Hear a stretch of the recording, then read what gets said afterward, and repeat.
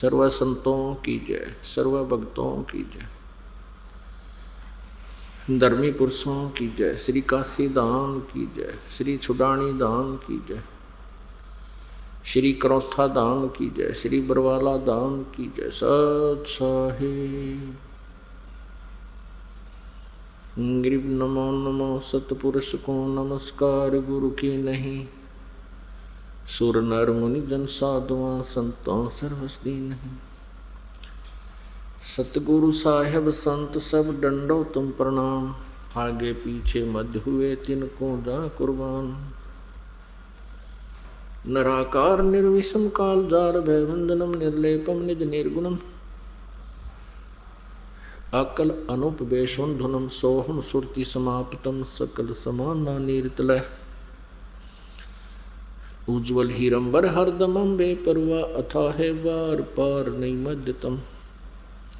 Grieve जो सुमरे सिद्ध होई, गणनायक गलता ना करो अनुग्रह सोई। पारस पद परवाना आदि गणेश मनाऊं, गणनायक देवन देवा। चरण कमल लो लाऊं, आद्यंत करो सेवा। परम शक्ति संगीतम हृदय सिद्धिदाता सोई। अवगत गुण अतीतम सत्पुरुष निर्मोही। जगदम्बा जगदीशम मंगल रूप मुरारी। तन मन अर्पों शीशम भक्ति मुक्ति भंडारी। सुर नर मुनि जन ध्यावे, ब्रह्मा विष्णु महेशा। शेष सहस मुख गावे, पूजे आदि गणेशा। इंद्र कुबेर सरीखा, वरुण धर्म राय धावे। समर्थ जीवन जी का, मन इच्छा फल पावे। 33 कोटि आधारा, ध्यावे 88। उतरे भव जल पारा, कट है यम की फांसी। 33 कोटि आधारा, ध्यावे 88। उतरे भव जल पारा, कट है यम की फांसी। कर जोरों विनती करूं, धरूं चरण पर शीस। गुरु जी राम देवानंद जी महाराज ने दियो नाम बख्शीस। कोटि कोटि सिजदा करूं, कोटि कोटि प्रणाम। चरण कमल में राखियो, मैं बांधी जाम गुलाम।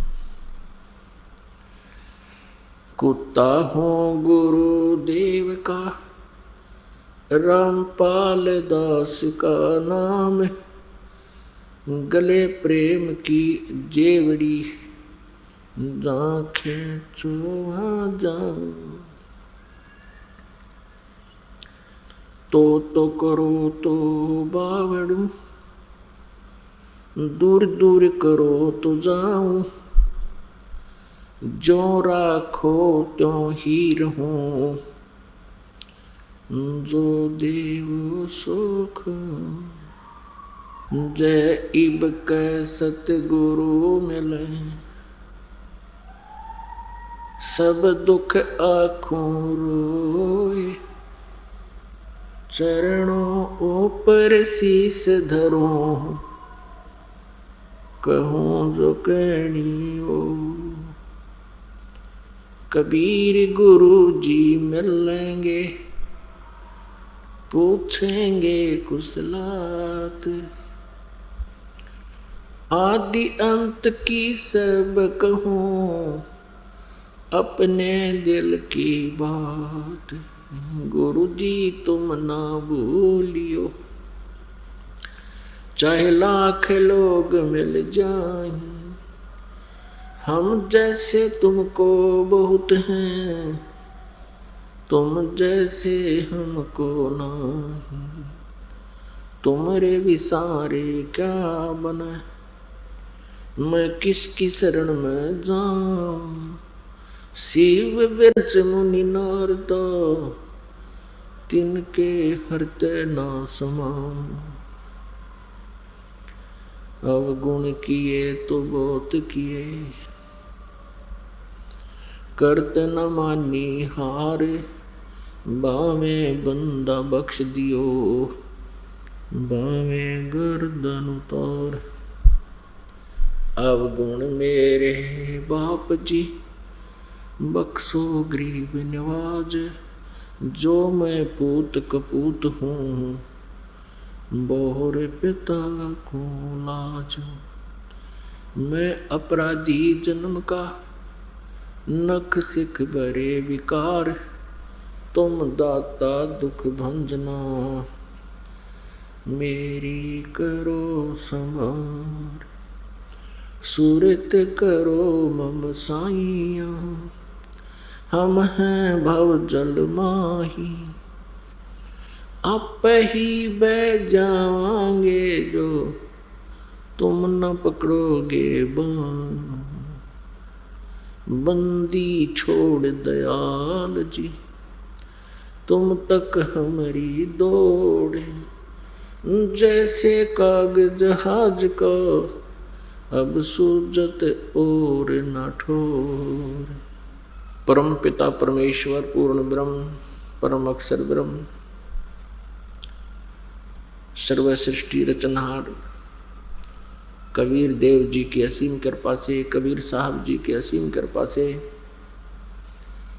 हम सभी काल के जाल में फंसे हुए प्राणियों को तत्व ज्ञान रूपी एक नई दिशा हमें प्राप्त हुई है। उसी परमेश्वर ने स्वयं कृपा करके अपने गुण अनुसार कि वो प्रत्येक युग में आते हैं,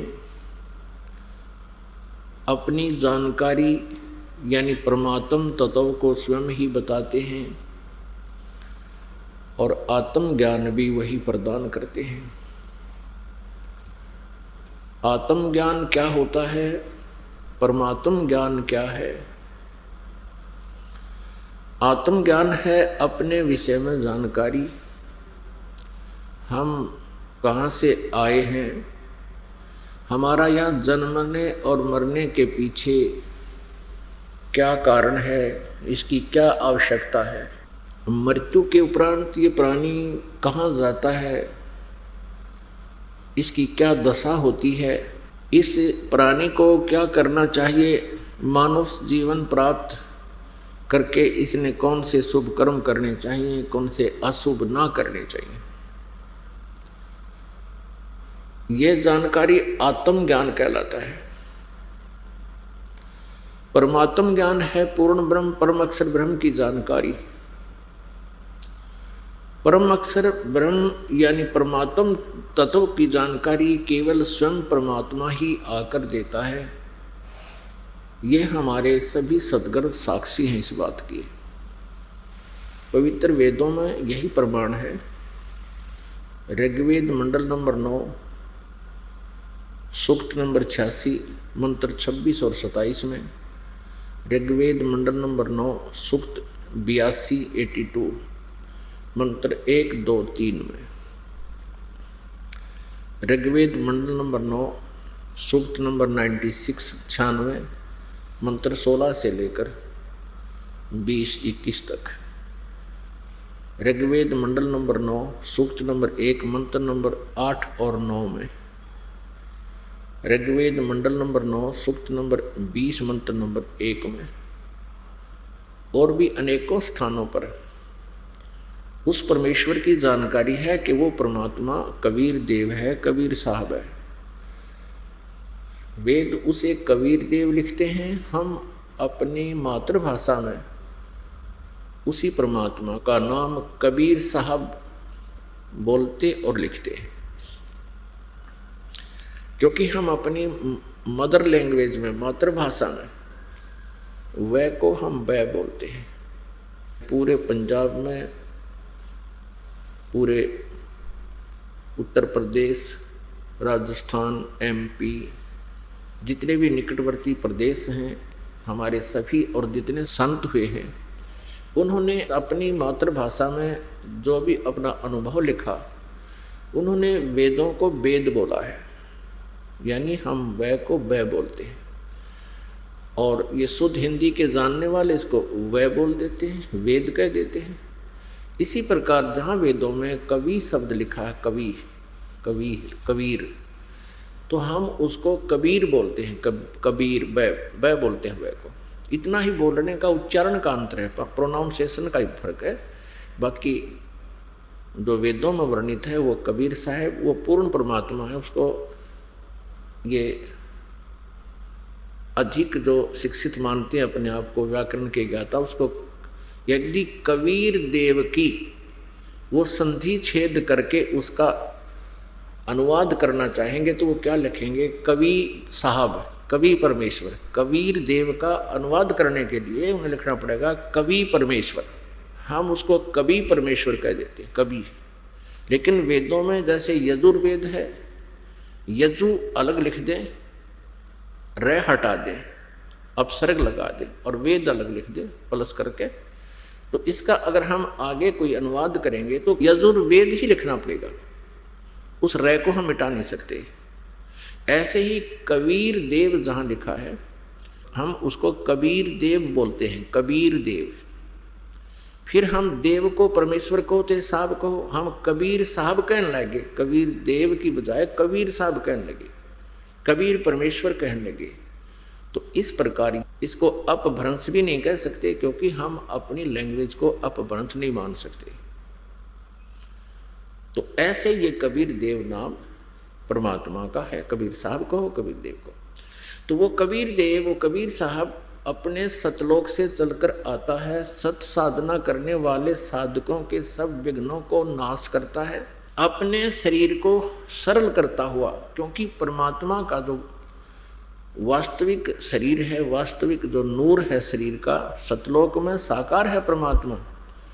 और ये राधा स्वामी पंथ, धन धन सतगुरु पंथ, ये निरंकारी पंथ और अन्य भी जो अपने आप को विद्वान बताते हैं, मंडलेश्वर कहते हैं, परमात्मा को निराकार बताते हैं। जबकि पवित्र वेद, पवित्र कुरान शरीफ और पवित्र बाइबल, पवित्र गुरु ग्रंथ साहिब, ये हमारे मुख्य सदग्रंथों में से हैं। तो ये सभी परमात्मा को नर आकार बताते हैं, मनुष्य दृश्य है, तो वो वास्तव में ऐसा ही है। तो ऋग्वेद मंडल नंबर 9 सूक्त नंबर 86 मंत्र 26-27 में लिखा है कि यज्ञ करने वाले यजमानों के लिए परमात्मा, यानी सत्य साधना करने वाले भक्तों के लिए, भक्ति करने वाले, यज्ञ माने धार्मिक अनुष्ठान, धार्मिक अनुष्ठान अर्थात साधना करने वाले साधकों, यजमानों अर्थात भक्तों के लिए परमात्मा उनके करने वालों के विघ्नों का नाश करता हुआ उनके रास्तों को सुगम करता है, उनके सब विघ्नों को नाश करता है, उनके रास्तों को सुगम करता है, यानी उसके रास्ते खोल देता है।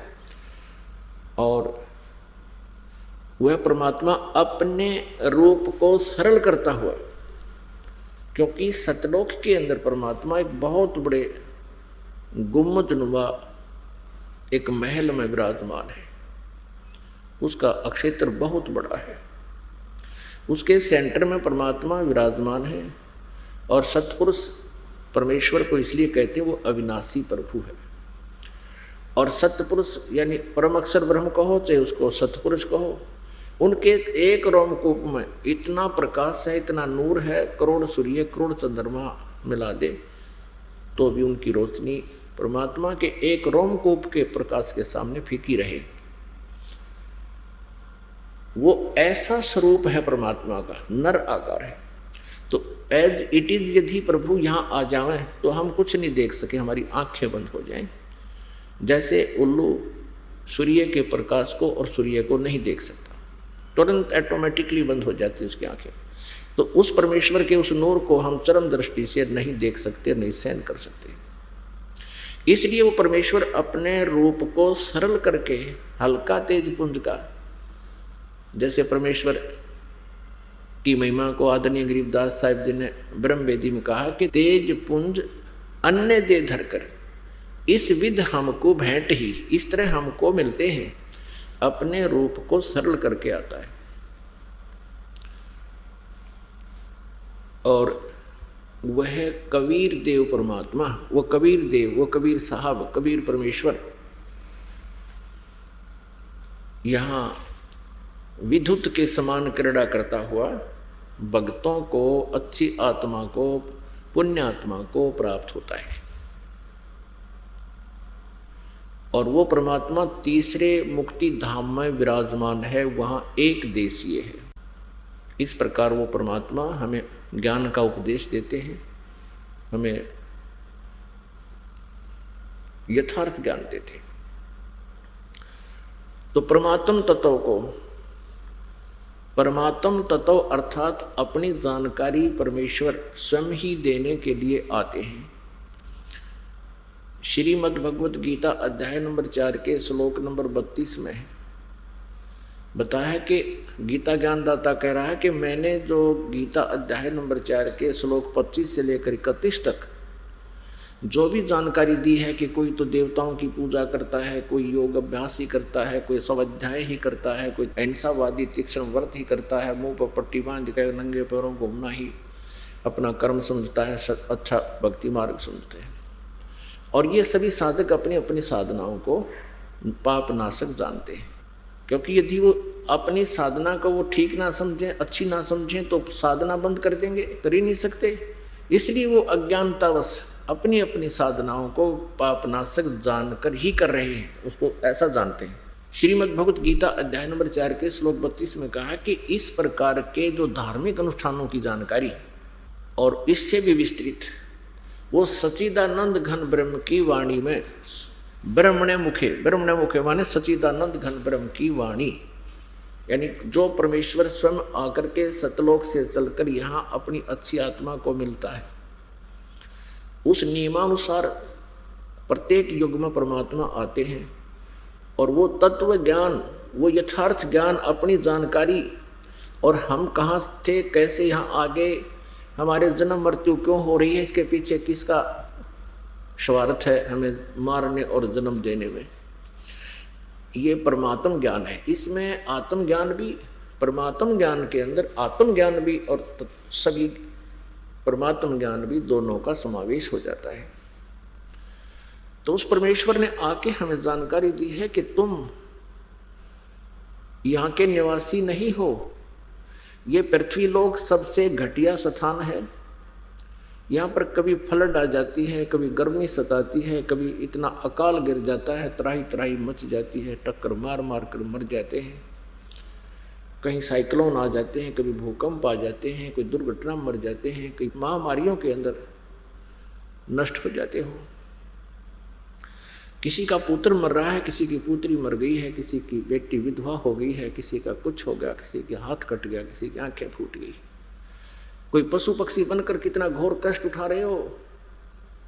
ये लोग ठीक नहीं है, ये स्थान ठीक नहीं है। तुम इसको व्यवस्था अनुसार विवश होकर के, आपके पास कोई विकल्प नहीं था, इसलिए आप जी ने इस प्रोसेस को, मरने और जीने को, दुर्घटनाओं को और किसी प्रकार की प्राकृतिक आपदाओं को आपने स्वीकार कर लिया कि ऐसा यहाँ होता ही है, होता ही रहेगा। मर गए वो मर गए, हम ठीक हैं। परमात्मा ये बताते हैं कि वो मर गए जो किसी भी कारण से मृत्यु को प्राप्त हुए हैं, क्या वो भी तो आप ही की तरह रह रहे थे और वो मृत्यु को प्राप्त हो गए। आप अपने आप को कुशल मान रहे हो, आपने उनसे अलग कौन सा भिन्न, अलग से कौन सा और प्रोटेक्शन का जो तरीका अपना लिया, आपने कौन सा साधन अपना लिया जिससे आप उस आपदाओं में नहीं आओगे जो पहले वाले आ चुके। यहां हमारे पास कोई उत्तर नहीं है, क्योंकि हम विवश हैं। परमात्मा हमें याद दिलाने आए थे, आते रहते हैं कि तुम सतलोक के रहने वाले हो। सतलोक में बुढ़ापा और मृत्यु नहीं होता, सदा युवा रहते हो, निरोग शरीर रहता है, स्वस्थ रहते हो, कोई बीमारी नहीं। तो उसको अनामय देश भी कहते। अनामय का अर्थ होता है रोग रहित। आमे माने बीमारी अनामय माने बीमारी, ना हो जिसमें यानी स्वस्थ, अन आमय। तो पुण्यात्मा, हम उस लोक में रहा करते, हम कभी वृद्ध नहीं होते थे, हम कभी मृत्यु को प्राप्त नहीं होते थे। और यहाँ हमारे ऊपर ये दोनों ही कहर टूटते हैं, हम वृद्ध भी होते हैं और मृत्यु भी होती है, जो हमें पसंद बिल्कुल नहीं। तो इसका विकल्प बताया परमात्मा ने कि तुम ये साधना करो, ये क्रियाएं प्रारंभ करो जो मैं तुम्हें बताने आया हूं। इसके करने से फिर आप सदा के लिए जरा और मरण से छूट जाओगे। जरा मीन बुढ़ापा, वृद्धावस्था, और मरण मीन मृत्यु। तुम जरा और मरण से छूटना चाहते हो तो जैसे मैं तत्व ज्ञान में बता रहा हूं ऐसे साधना कीजिए। गीता ज्ञान दाता ब्रह्म भी इसी बात का समर्थन कर रहा है। श्रीमद् भगवत गीता अध्याय नंबर 7 के श्लोक नंबर 29 में 29 में गीता ज्ञान दाता अर्जुन के माध्यम से हम सभी को संदेश दे रहा है कि जो व्यक्ति जरा और मरण से छुटकारे के लिए प्रयत्न करते हैं, साधना करते हैं, वे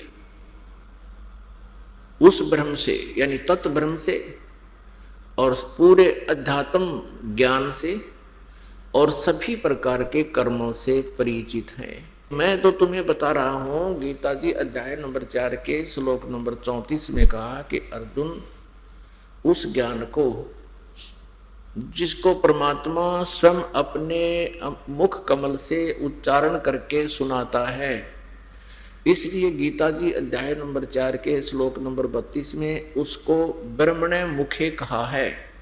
और इन अनुवादकर्ताओं ने अज्ञानतावश इसका अर्थ गलत कर दिया, ब्रह्मणे मुखे का अर्थ कर दिया वेद की वाणी। नहीं, ब्रह्म माने परमात्मा, और परमात्मा का अर्थ वेद करना अज्ञानता का सूचक है। जैसे राजा और एक राजा का विधान होता है, संविधान।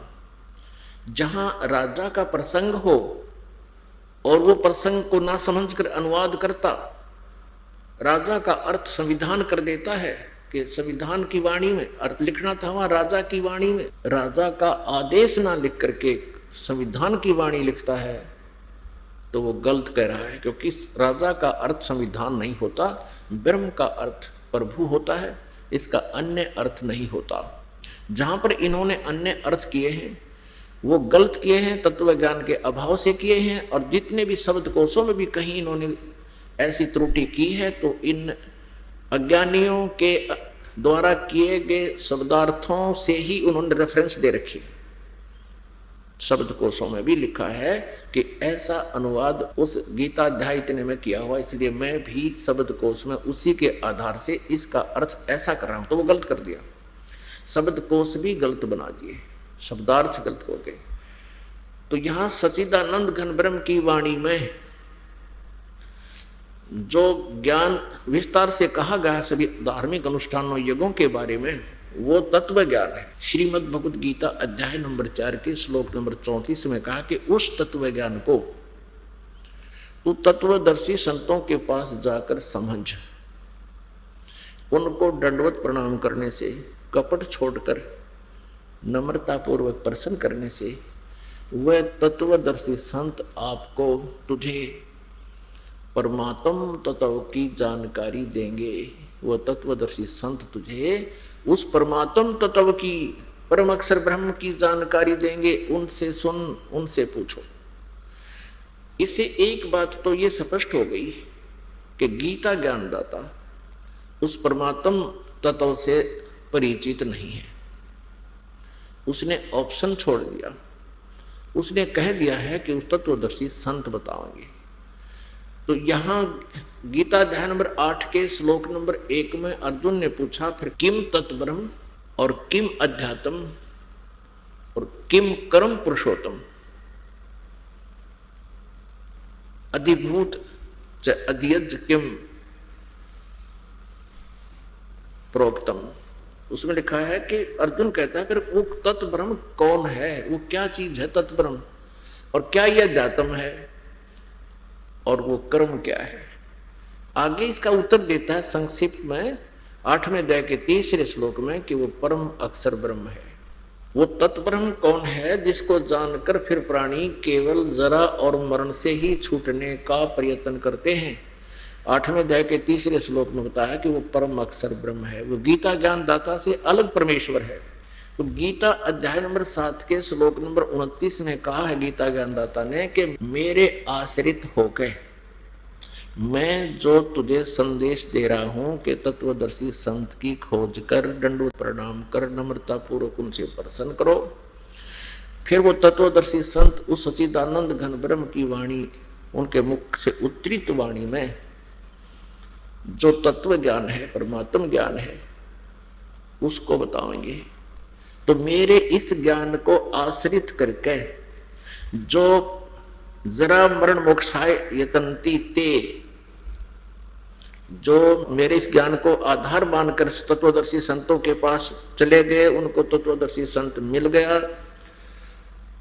तो वो क्या करते हैं, वे तत्ब्रह्म तथा तत्ब्रह्म से संपूर्ण अध्यात्म से ज्ञान से, आध्यात्मिक ज्ञान से यानी तत्व ज्ञान से और सभी कर्मों से को जानते हैं, जानने वाले हैं, वो उनको जान चुके, तभी तो वो केवल जरा और मरण से छूटने का ही प्रयत्न कर रहे हैं।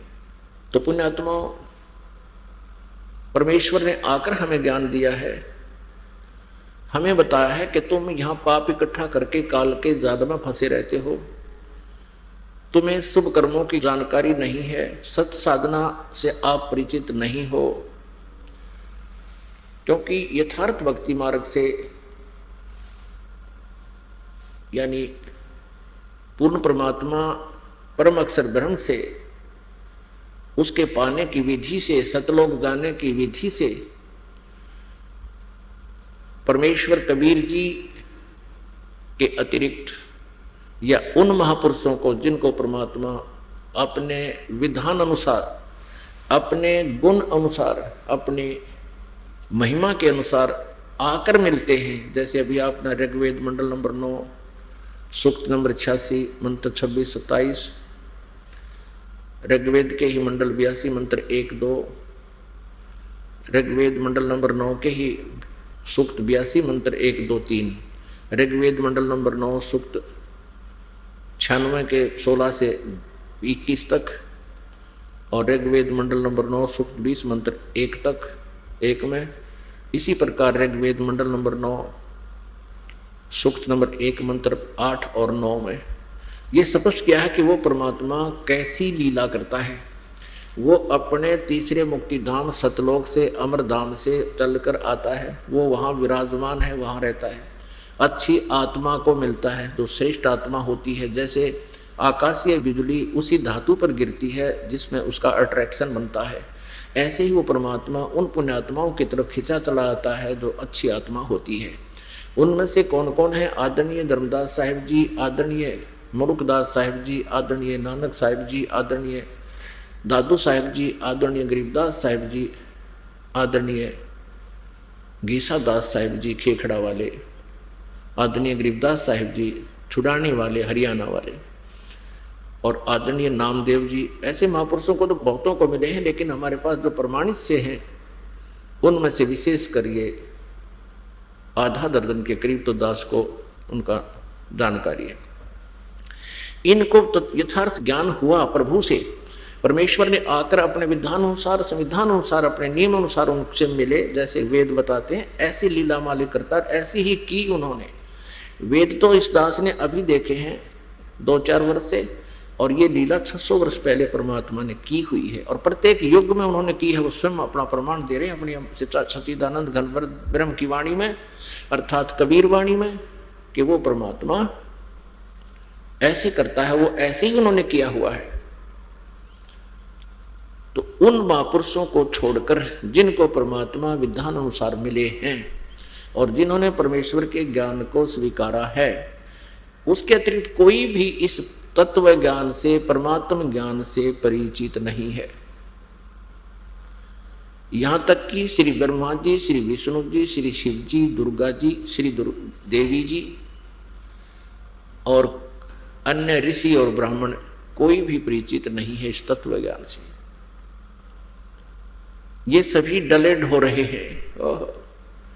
परमेश्वर अपनी वाणी में कहते हैं, चारों युग में संत पुकारे, कूक कहा हम हेल रे, हीरे माणिक मोती बरसे, ये जग चुगता ढेल रे। सच्चिदानंद घन ब्रह्म की वाणी में अर्थात कबीर वाणी में, जिसको सूक्ष्म वेद भी कहते हैं, उसमें ये यथार्थ ज्ञान सच साधना लिखी है और उसमें पूर्ण परमात्मा के पाने की, जरा मरण से छूटने की सब साधना सब विधि विस्तार से कही गई है। और उस साधना को ना करके, वो साधना तो है हीरे मोती माणिक लाल बहुमूल्य समझो, और ये जग चुगता ढेल रे, ढेल माने कंकर, डले ढेले, डले इकट्ठे कर रहा है, ये कंकर पत्थर इकट्ठी कर रहा है। आन उपासना, जो सच्चिदानंद घन ब्रह्म की वाणी में जो साधना वर्णित है उस तत्व ज्ञान में, उसके अतिरिक्त जो भी साधना, जो भी नाम जाप आप जी कर रहे हो, वो कंकर पत्थर कौड़ी इकट्ठी कर रहे हो, हीरे मोती लाल जान के, ये आपको भूल लगी हुई है। इस भूल को मिटाने के लिए परमात्मा स्वयं आते हैं, कहते हैं, चारों युग में संत पुकारे, कूक कहा हम हेल रे, हीरे माणिक मोती बरसे, ये जग चुगता ढेल रे। अपरात्मा, बच्चा जब तक किसी कक्षा में पढ़ रहा है तब तक वो अपने सिलेबस को रिपीट करता रहता है। उस सिलेबस से उसका पीछा तभी छूटता है जब वो सक्सेस हो जाता है, सफल हो जाता है, उत्तीर्ण हो जाता है।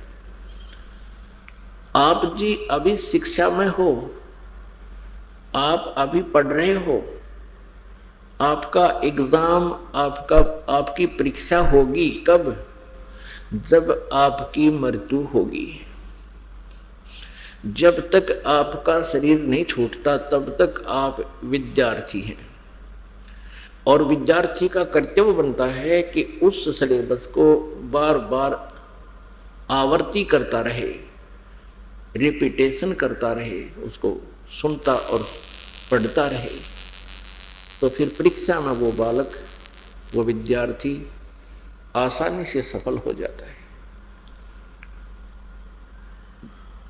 जब आप यहाँ से संसार छोड़कर चलोगे तब आपकी परीक्षा प्रारंभ होगी,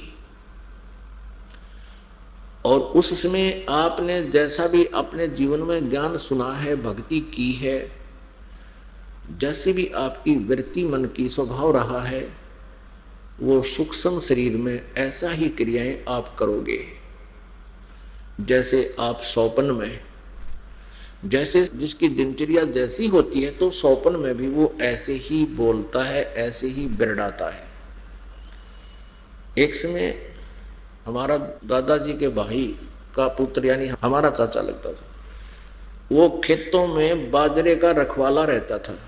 पहले चिड़ियाएं बहुत सताया करती थी, और उसके ऊपर एक मंच बनाकर लकड़ का, उसको डामचा कहा करते, जौंडा, उस पे खड़ा होकर के चिड़ियाओं को हलकारा करता था, उनको डराया करता था, आवाज लगाता था, हुर्र, और ऐसे उसमें गिलोल से गोफिया होता है वो मारा करता था, फटका करता था से, जिससे वो भाग जाती थी। सारा दिन ऐसे करता था, और वो सादा सा आदमी था। ऐसे ही एक दिन हम ऊपर पढ़ रहे थे, यही सितंबर का महीना था, रात्रि का समय था। वो आके ऊपर छत पर सो गया, हम चौबारे के आगे बाहर दीपक जलाकर पढ़ रहे थे।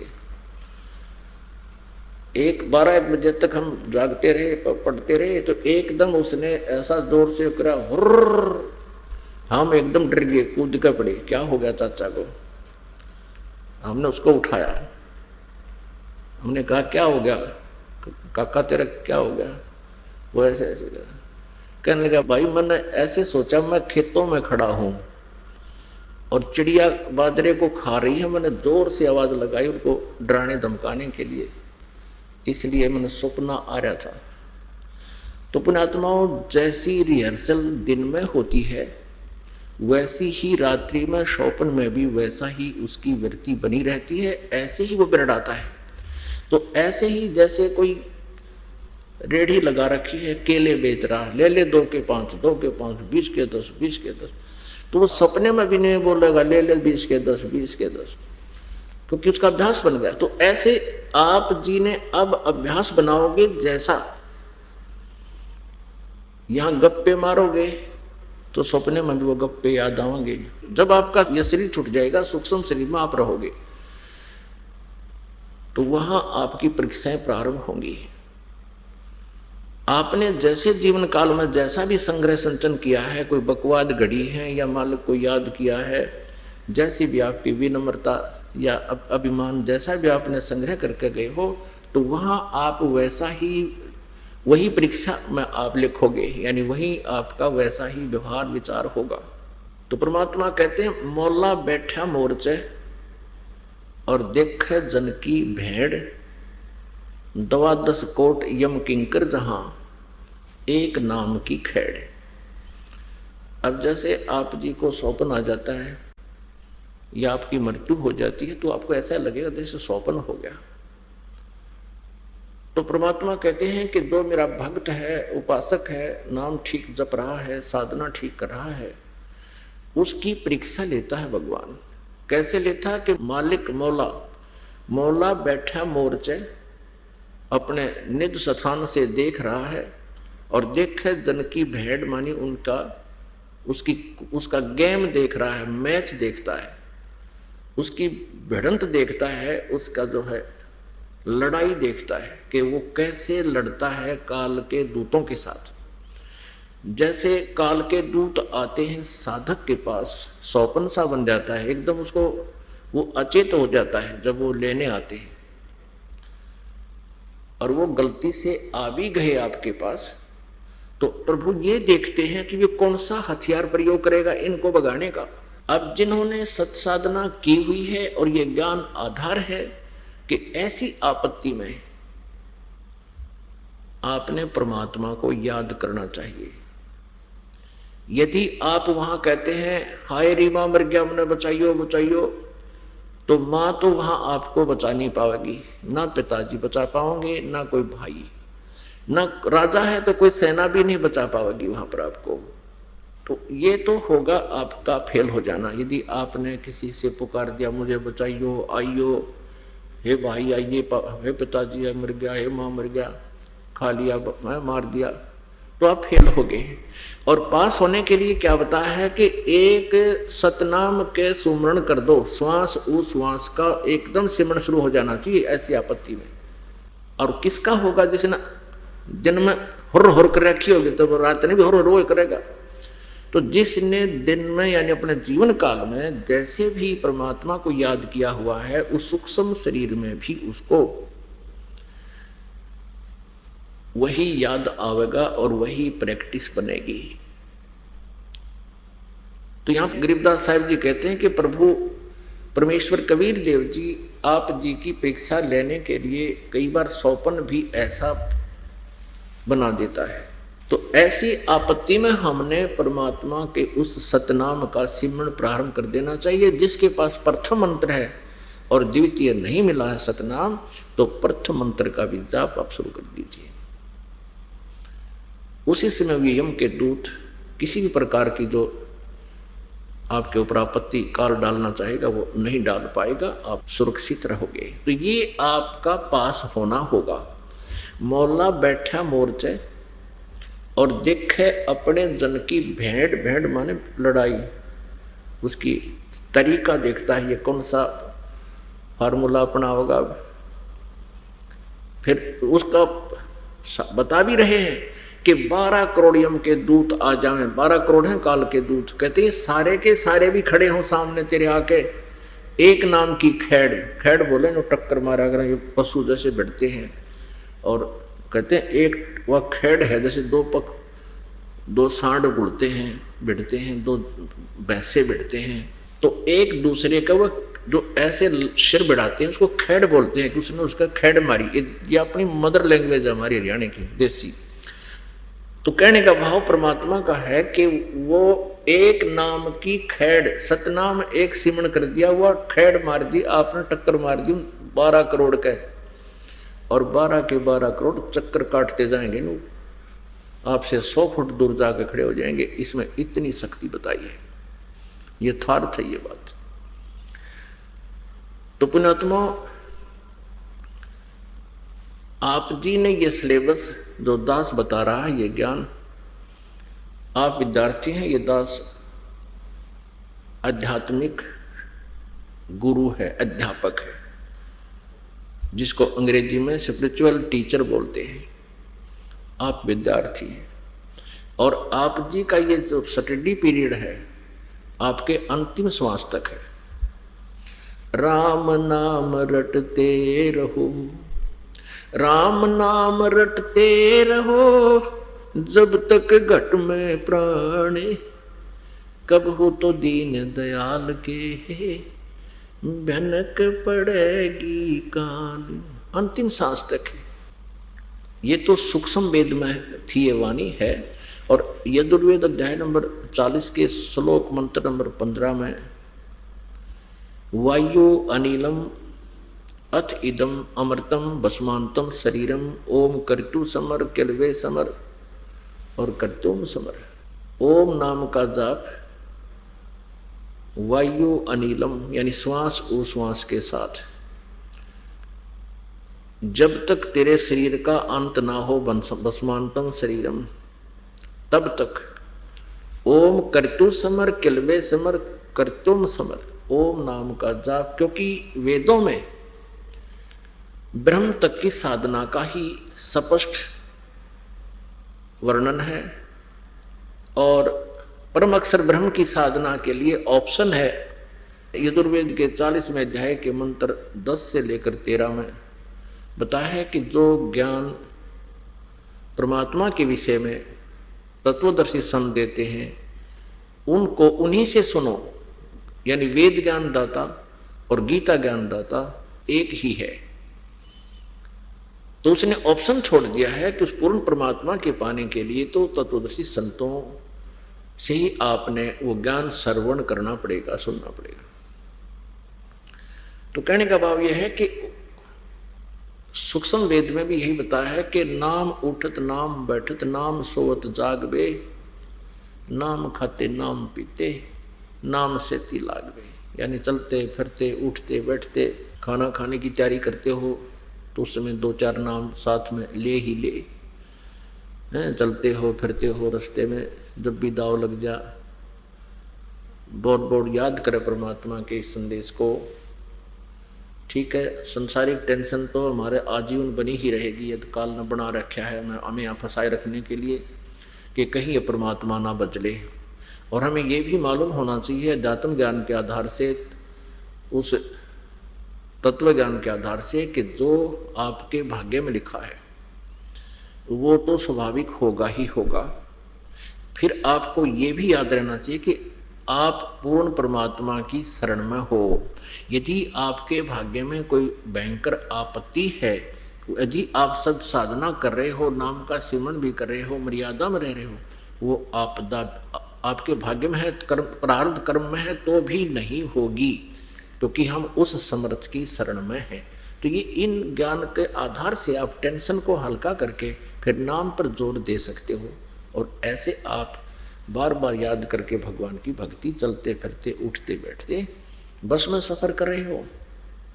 पहले हम क्या करते थे, दूसरे साथी तो बैठा होता सीट पर, कहाँ से आए हो, कहाँ जाओगे, क्या करते हो, कितने बच्चे हैं, आपका क्या व्यवसाय है, फिर कोई राजनीति की बातें छेड़ देते थे। यानी 2 घंटे वेस्ट करते थे। अब हमने ना तो ये पूछना कि आप कहाँ जा रहे हो, बस का पता ही है रास्ते में उधर जा रहा है तो कहीं ना रास्ते में उतरेगा या लास्ट तक चला जाएगा। अपना नाम आपके पास है, माला छोटी सी जेब में रख है, माला ना हो तो भी कोई ज़रूरी नहीं, अपना श्वास उश्वास का सेवन या वैसे मंत्र। अगर सीट मिल जाती है तो बैठ के और अगले डंडे पर सिर और मुँह कर ले नीचे ने, अपना मंत्र करता जा, न बोलना अगले वाले से, न पिछले वाले से, न बराबर वाले से, और न झांकी में देखना खिड़की में क्या आ गया, क्या जा रहा है। ये वही ढूंढ, वही मकान, वही पेड़ पौधे, दूर की दूर देख लो और कुछ भी ना दिखा उसमें। तो इस प्रकार हम कितना सदुपयोग कर सकते हैं इस मालिक के भक्ति और भगवान के नाम का। इस ज्ञान से आप अपनी भक्ति ढेर कर सकते हो, अनमितता कर सकते हो।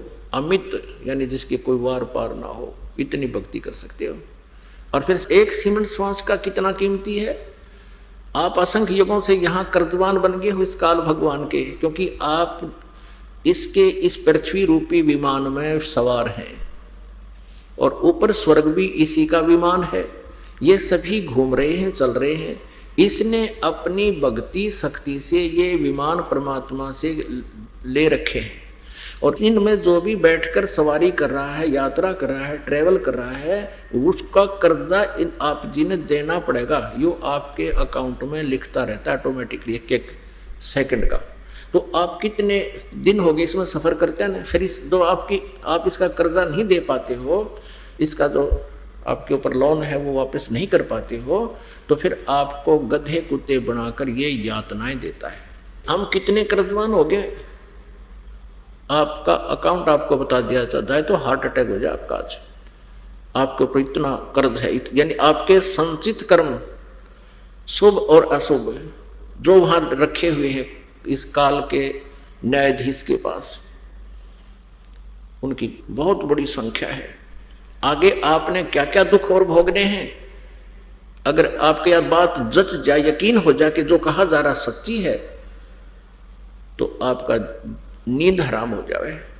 लेकिन काल ने ये 3 इंजेक्शन लगा रखे हैं, रजगुण सतगुण तमगुण का, अपने तीनों पुत्रों से लगवा रखे। इससे आप सुनते भी रहते हो, परमात्मा आकर बताते भी रहते हैं। हमारे जैसे दासों के द्वारा भी आपके कानों के पास आवाज़ खड़खड़ाते रहते हैं, ये दस्तक दिला रहे हैं आपको, लेकिन आप विश्वास नहीं कर पाते हो कि सचमुच हम कुत्ते और गधे और सुअर भी बन जाएंगे।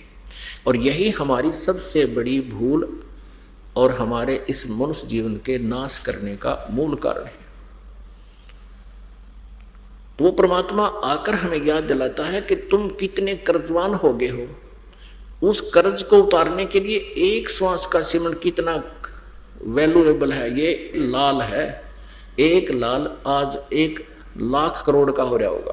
पहले लाख टकेगा तो पहले हम बता थे लाख, 1 लाख का सैकड़ों वर्ष, हजारों वर्ष पहले 1 लाख रुपए कीमत पता चली। आज तो ये करोड़ों का हो, करोड़ों से भी ज्यादा हो रहा होगा, कई लाखों का। तो ऐसी कीमत समझो एक श्वास के सिमरण की, सतनाम के सिमरण की मर्यादा में रहते हुए, मर्यादा खंड करके, नाम भंग करके, गुरु से विमुख होके इसका सिमरण कितना ही करते रहना, कोई लाभ नहीं होगा। तो गुरु मर्यादा में रहते हुए गुरु पूरा बना करके, क्योंकि पूरा गुरु इस पृथ्वी पर और नहीं है, ये अभिमान ना समझना, ये तत्व ज्ञान समझना। इस दास के अतिरिक्त कोई भी 21 ब्रह्मांड में इस तत्व ज्ञान से परिचित नहीं है और अधिकारी नहीं है इस मंत्रों के देने का जो मोक्षदायक है, जो दास के पास उपलब्ध है। और इस दास के अतिरिक्त इस पृथ्वी पर किसी के पास नहीं है। यदि इस दास से, मुझसे ये भेद प्राप्त करके मनमुखी कोई दान नाम देने लग जाता है तो वो पापी है, अपराधी है, वो परमात्मा का शत्रु है, आपका भी शत्रु है, क्योंकि वो डुप्लीकेट अनऑथराइज्ड लाइसेंस बना रहा है, आपको नाम देकर वो आपका जीवन नष्ट कर रहा है। तो उनसे भी सतर्क रहना आप जी। तो कहने का भाव ये, परमात्मा ये बताना चाहते हैं कि एक श्वास उस श्वास का जो सिमरण है, क्या बताते हैं, सतनाम पालड़े रंग होरी हो। सतनाम 2 मंत्र का है। श्रीमद् भगवत गीता अध्याय नंबर 17 के श्लोक नंबर 23 में इन 3 मंत्रों का संकेत है और इन्हीं के जाप का निर्देश है। ओम तत्सत इति निर्देश है ब्रह्मण त्रिविध समर्थ है। ब्रह्मण माने सच्चिदानंद घन ब्रह्म के पाने का। ओम तत्सत इस 3 मंत्र के जाप का जो 3 प्रकार से त्रिविध है, तीन प्रकार से इसका सिमरण होता है। इसी का निर्देश है। निर्देश माने नथिंग एल्स, अग्रम मग्रम खती खत्म कर दी कि ये निर्देश है, ये डायरेक्शन है और कुछ भी नहीं है। ओम तो सीधा ब्रह्म का सार्वजनिक है, उसने कर दिया अपना मंत्र। तत् और सत ये सांकेतिक है। तो सतनाम ये दो मंत्र से बनता है, एक ओम और दूसरा ये तत्, ये दो अक्षर का सतनाम है। ये तत् भी सांकेतिक है, ये दास बताएगा, वो और मंत्र है। इन दोनों से को मिला करके सतनाम बनता है।